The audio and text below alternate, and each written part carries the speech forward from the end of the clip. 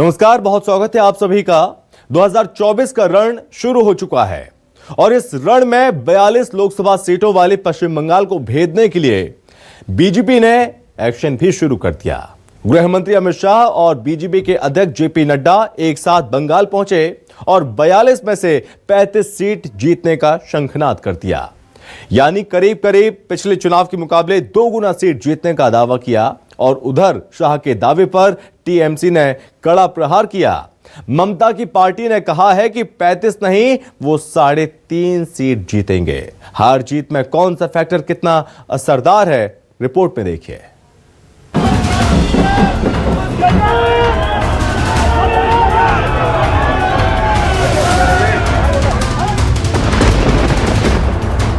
दो 2024 के मिशन 400 के लिए बीजेपी ने बंगाल में एक्टिव कर दिया है 24 का प्लान 35। दीदी के गढ़ में इस इम्तिहान को पास करने की जिम्मेदारी पार्टी ने 2 ऐसे नेताओं को सौंपी जिनके दम पर अब मोदी सरकार 2024 में बंगाल फतेह के सपने देख रही है। दीदी और भतीजा का जो जुर्म है ना जुर्म, जोर से बोलो, है ना जुर्म। इस जुर्म को हटाने का एकमात्र रास्ता भारतीय जनता पार्टी है। बंगाल में 35 से ज्यादा सीटें भारतीय जनता पार्टी को देकर मोदी जी को प्रधानमंत्री बनाइए। मेरे मन में कोई शंका नहीं है कि बंगाल में 24 के चुनाव में भारतीय जनता पार्टी 35 से ज्यादा सीटें जीतेगी। देश में आम चुनाव में अब कुछ ही महीनों का वक्त रह गया है। सत्ता के हैट्रिक का प्लान बना रही बीजेपी ने ममता दीदी के गढ़ पश्चिम बंगाल में सेंध लगाने के लिए बीजेपी अध्यक्ष जेपी नड्डा और गृह मंत्री अमित शाह को राजधानी कोलकाता भेज दिया। बंगाल फतेह, ममता बनर्जी को मात और विपक्षी एकता को ध्वस्त करने की रणनीति बनाने के लिए शाह और नड्डा की जोड़ी देर रात कोलकाता पहुंची। ये पहला ऐसा मौका है जब एक साथ ये दोनों नेता पश्चिम बंगाल में एक साथ पहुंचे। दोनों नेता कोलकाता के काली घाट काली मंदिर पहुंचे और पूजा अर्चना की। इससे पहले उन्होंने वीर बाल दिवस के मौके पर गुरुद्वारा 12 सिख संगत में प्रार्थना की। नड्डा और शाह ने पार्टी के राज्य के नेताओं के साथ बैठक की। मोदी के इन दोनों ट्रम्प कार्ड्स ने एक ही दिन में कुल 3 बैठकें की। शाह पहले ही बंगाल में 35 से ज्यादा सीट जीतने का टारगेट फिक्स कर चुके, इसलिए 24 शुरू होने से पहले दोनों नेता लोकसभा चुनाव के लिए पश्चिम बंगाल में संगठन की तैयारियों का जायजा लेने पहुंचे। हालांकि उनका किसी सार्वजनिक बैठक में शामिल होने या संबोधित करने का कार्यक्रम नहीं था, लेकिन बावजूद इसके उनका ये दौरा कई मायनों में अहम माना जा रहा है। 2024 के लोकसभा इलेक्शन में 35 प्लस सीट जीतना टारगेट। 2019 में 42 संसदीय सीटों में से 18 सीट जीती थी बीजेपी। আমাদের কেন্দ্রীয় নেতৃত্ব আছেন, তো ওনারা একসাথে আসাটাই স্বাভাবিক আছে। একজন প্রাক্তন সভাপতি এবং বর্তমান স্বরাষ্ট্রমন্ত্রী এবং জেপি নাড্ডাজি বর্তমান সভাপতি আছেন, তো দুইজন একসাথে আসেন। যেহেতু সামনে লোকসভা ভোট আছে, তো স্বাভাবিক কারণে কাজগুলো দেখা কিভাবে চলছে কিভাবে চলছে না এবং কাজগুলো কিভাবে আরো ত্বরান্বিত করা যায়, আরো স্পিড করা যায়, সেদিকে ওনারা নিশ্চয়ই আমাদের পরামর্শ দেবেন। बीजेपी बंगाल विधानसभा चुनाव में मिली करारी हार को भुलाकर इस बार 2019 लोकसभा चुनाव वाला करिश्मा दोहराना चाहती है। इसीलिए बीजेपी बंगाल को लेकर काफी फोकस्ड है। लोकसभा चुनाव 2024 से पहले दोनों नेताओं का दौरा उसी कड़ी का एक अहम हिस्सा है। इसीलिए नड्डा और शाह की जोड़ी ने न सिर्फ भाजपा नेताओं के साथ कई प्रमुख संगठनात्मक बैठकें की, बल्कि तैयारियों का जायजा भी लिया। ये दौरा इसलिए भी महत्वपूर्ण है क्योंकि न सिर्फ बंगाल बल्कि पूरे देश में जिस तरह से विपक्षी दल भाजपा से मुकाबला करने के लिए एक साथ आ रहे हैं, उससे निपटने के लिए मोदी ने मिशन बंगाल को एक्टिवेट कर दिया है। लेकिन आसान नहीं, चुनौतियां बहुत ज्यादा हैं। तो नई चुनौतियां हैं और नई नई रणनीतियां भी बन रही हैं। वहीं 2024 के लोकसभा चुनाव को लेकर कांग्रेस एक्शन मोड में आ गई है। दिल्ली कांग्रेस मुख्यालय में पार्टी हाईकमान ने बिहार, पंजाब और जम्मू कश्मीर की राज्य इकाइयों के साथ चुनावी रणनीति पर मंथन किया, तो साथ ही संगठन की जमीनी हकीकत का भी जायजा लिया। बैठक के बाद बिहार कांग्रेस के नेताओं ने दावा किया कि पार्टी इंडिया गठबंधन में ही चुनाव लड़ेगी और बीजेपी को केंद्र से हटाने के लिए 1-2 सीटों की कुर्बानी भी दे देगी।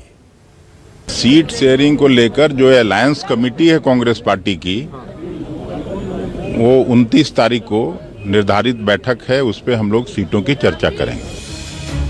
29 दिसंबर को दिल्ली में होने वाली इंडिया गठबंधन समिति की बैठक से पहले कांग्रेस ने 2024 की तैयारियां तेज कर दी। कांग्रेस अध्यक्ष मल्लिकार्जुन खड़गे और पूर्व अध्यक्ष राहुल गांधी की मौजूदगी में बिहार कांग्रेस के नेताओं ने 8 से 9 सीट पर लड़ने की ख्वाहिश भी बता दी, लेकिन लगे हाथ ये भी कह दिया कि असली लड़ाई मोदी सरकार को सत्ता से हटाना है और इसके लिए 1-2 सीटों की कुर्बानी भी दी जा सकती। आज बिहार कांग्रेस की कांग्रेस आला कमान के साथ विस्तृत चर्चा हुई लोकसभा चुनाव को लेकर और उसकी तैयारियों को लेकर। उसमें एक चीज तो पहले से स्पष्ट था बिहार के बारे में कि बिहार में जो गठबंधन है राष्ट्रीय जनता दल यू और वाम दलों के साथ, उसी गठबंधन में कांग्रेस पार्टी चुनाव लड़ेगी और एक एक्शन प्लान हम लोगों ने जो बनाया है उसको विस्तृत रूप देके आगे बढ़ेंगे। जहां तक अलायंस का बात है, सीटों का बात है, तो वो सीटों की चर्चा 29 तारीख को जो कांग्रेस पार्टी की अलायंस कमेटी है वहां पे हम लोग रखेंगे।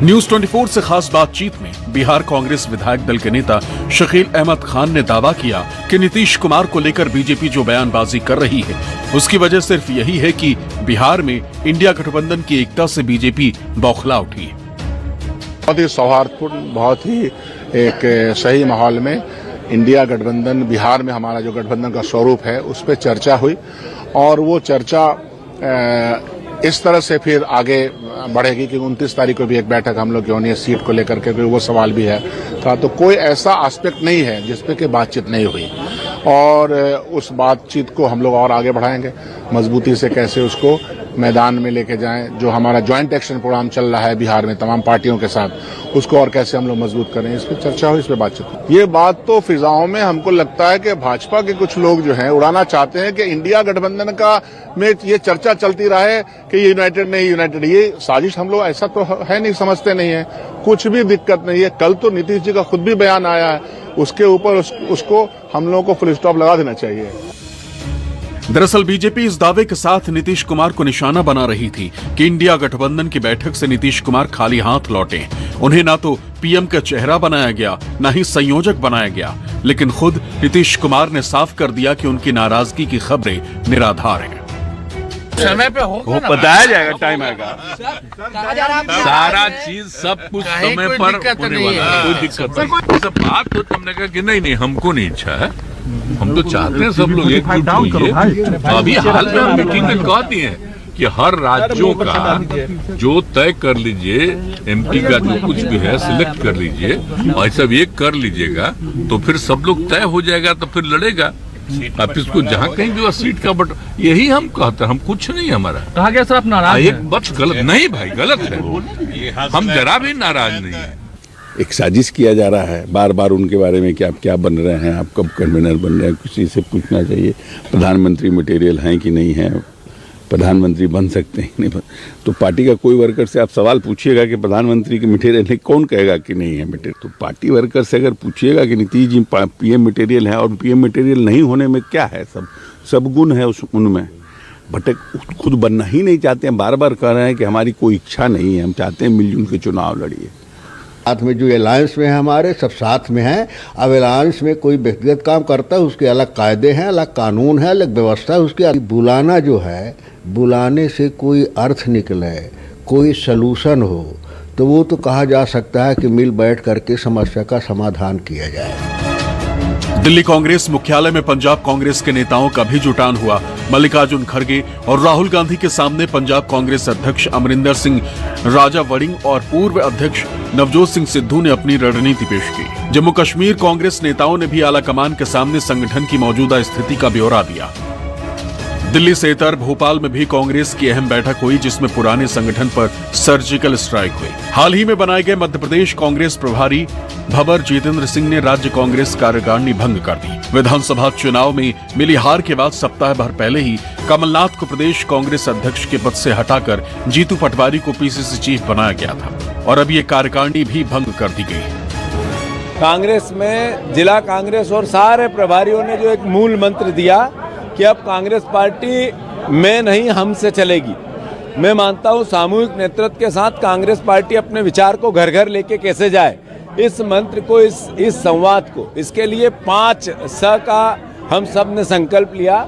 संघर्ष का, हमने संवाद का, हमने संकल्प इस भावना का कि कांग्रेस की आइडियोलॉजी घर घर जाए, और मैं मानता हूं समन्वय का, एक साथ मिलकर हम सब कांग्रेस के आइडियोलॉजी को लोकसभा में जिले जिले, ब्लॉक ब्लॉक, विधानसभावार दौरे करके एक बार फिर से उस युद्ध को, जिसमें देश की अस्मिता की, देश की लोकतांत्रिक रक्षा की, देश में लोकतंत्र के संकल्प की परियोजना के साथ हम सब आगे बढ़े। बैठक हुई, बहुत सारे सुझाव आए हैं।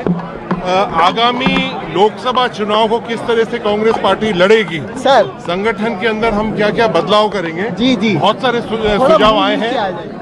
आज एक अहम निर्णय अखिल भारतीय कांग्रेस कमेटी ने लिया है कि प्रदेश कांग्रेस कमेटी के जितने भी पदाधिकारी हैं उनको भंग किया जाता है, और जो भी जिले के प्रभारी और सह प्रभारी हैं अग्रिम आदेश तक वो अपना कार्य करेंगे। अगले साल होने वाले लोकसभा चुनाव को लेकर विपक्षी इंडिया गठबंधन एक्शन में आ गया। कांग्रेस ने संगठन की स्कैनिंग शुरू कर दी है, तो साथ ही सीट शेयरिंग को लेकर स्थानीय नेताओं की राय भी मांग ली है। उधर 29 दिसंबर को ही दिल्ली में नीतीश कुमार की पार्टी जेडीयू की राष्ट्रीय कार्यकारिणी की बैठक होने जा रही है। कहा जा रहा है कि इस बैठक में ललन सिंह इस्तीफा देंगे। माना जा रहा है कि नीतीश कुमार एक बार फिर खुद पार्टी की कमान संभालेंगे या फिर किसी पिछड़े या दलित को पार्टी की जिम्मेदारी सौंप देंगे। पटना से सौरभ कुमार और भोपाल से विपिन श्रीवास्तव के साथ रमन कुमार, दिल्ली न्यूज़ 24।